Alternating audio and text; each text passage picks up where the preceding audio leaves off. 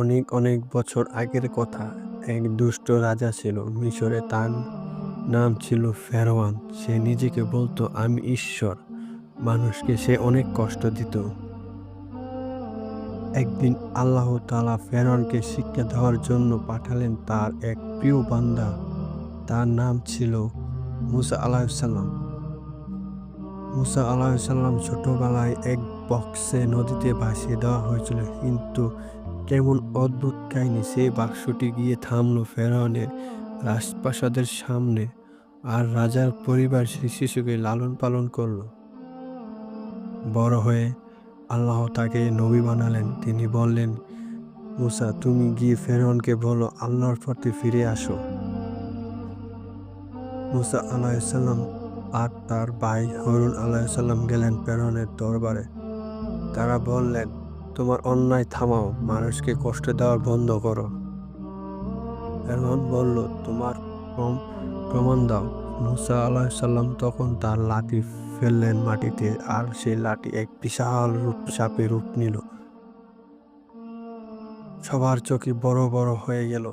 ফেরাউন ভাবল এটা জাদু। সে তার জাদুঘরকে ডাক দিল।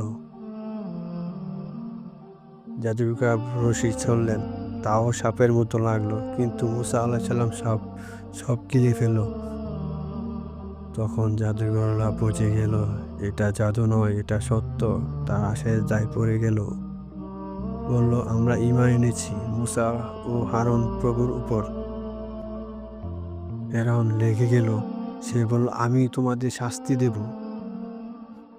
মুসা আলাইহিসসালাম লোকদের নিয়ে পালিয়ে গেল। তাদের সামনে ছিল বিশাল লোহিত সাগর। মুসা আলাইহিসসালাম তার লাঠি দিয়ে সাগরে আঘাত করলেন। আল্লাহর কুদরতে সাগর ফেটে দুপাশে হয়ে সরে গেল। মাঝখানে তৈরি হলো একটি রাস্তা। সবাই সেই পথে দিয়ে হেঁটে পার হয়ে গেল নিরাপদে। কিন্তু ফেরাউন সেই পথ ধরতেই সাগর পাড়ি আবারও এক হয়ে গেল। ফেরাউন তার বাহিনী ডুবে গেল। এই কাহিনী আমাদের শেখায় সত্য কথা বলার ভয় নেই। আল্লাহর উপর ভরসা রাখলে তিনি রক্ষা করেন। সাহস রাখো, সত্যের পাশে দাঁড়াও।